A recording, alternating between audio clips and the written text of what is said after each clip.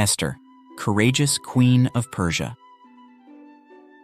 The story of Esther in the Bible is a tale of courage, faith, and destiny. It spans across the book of Esther in the Old Testament, capturing the life of a Jewish girl who becomes queen of Persia and ultimately saves her people from destruction. Below is a comprehensive exploration of Esther's birth, upbringing, and the events that shaped her extraordinary life. Esther was born into the tribe of Benjamin during a time when the Israelites were in exile in Persia. Her birth name was Hadassah, meaning myrtle, a symbol of beauty and righteousness. Esther was born to a family of Jewish exiles in the Persian capital of Susa. Her parents died when she was young, leaving her orphaned and in the care of her cousin Mordecai. Mordecai, a devout Jew, took Esther into his home and raised her as his own daughter.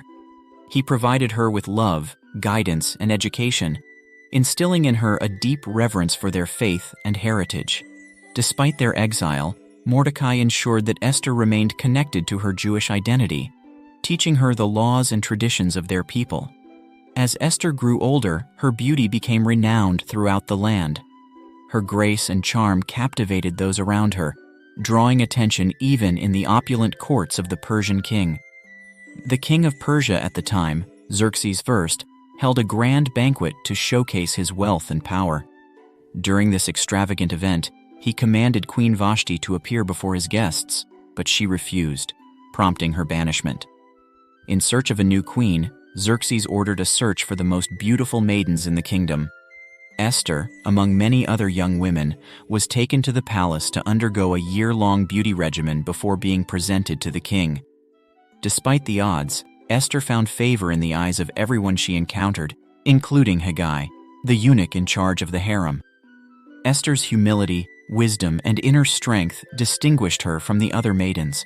When it was her turn to meet the king, Xerxes was immediately captivated by her beauty and grace. He chose her as his new queen, placing the royal crown upon her head and bestowing upon her the title of Queen Consort of Persia.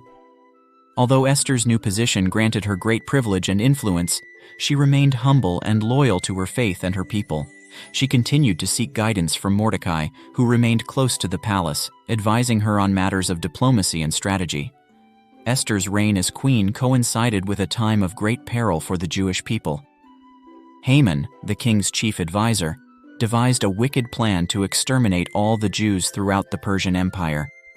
Fueled by his own pride and hatred for Mordecai, who refused to bow down to him, Haman convinced Xerxes to issue a decree for the genocide of the Jews. Mordecai, upon learning of the decree, tore his clothes in mourning and pleaded with Esther to intercede on behalf of their people. Despite the dangers involved, Esther resolved to approach the king and plead for mercy, even if it meant risking her own life. Before approaching the king, Esther called upon all the Jews in Susa to fast and pray for 3 days and nights. Strengthened by their prayers and her own faith, Esther donned her royal attire and entered the inner court of the king's palace, uninvited, an act punishable by death. Upon seeing Esther, Xerxes extended his golden scepter, granting her permission to approach. Instead of immediately making her request, Esther invited the king and Haman to a banquet she had prepared. At the banquet, Xerxes asked Esther what she desired, promising to grant her any request up to half his kingdom. Esther, with great tact and wisdom, invited the king and Haman to another banquet the following day, where she would make her petition known.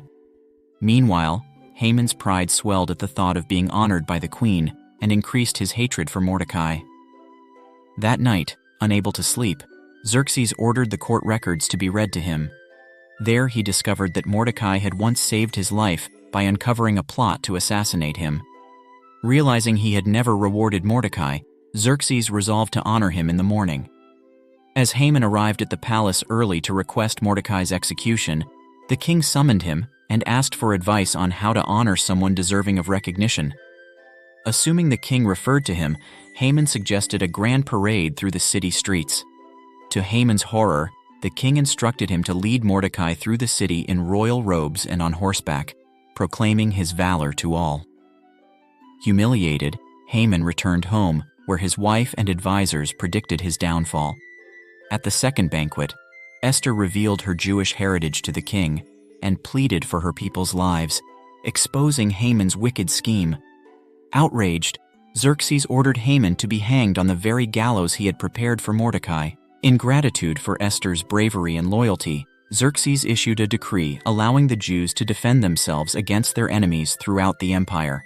The Jews emerged victorious, and their enemies were defeated. Esther's story is celebrated annually during the festival of Purim, commemorating the deliverance of the Jewish people from destruction. Her courage, faith, and willingness to risk her life for others serve as an enduring example of righteousness and perseverance. Esther's legacy continues to inspire people of all ages, reminding us that even in the face of adversity, one person's bravery and determination can change the course of history. Her story teaches us the importance of standing up for what is right, even when it requires great courage and sacrifice. Thank you for watching. Please subscribe to our channel for more captivating Bible stories. See you in the next story.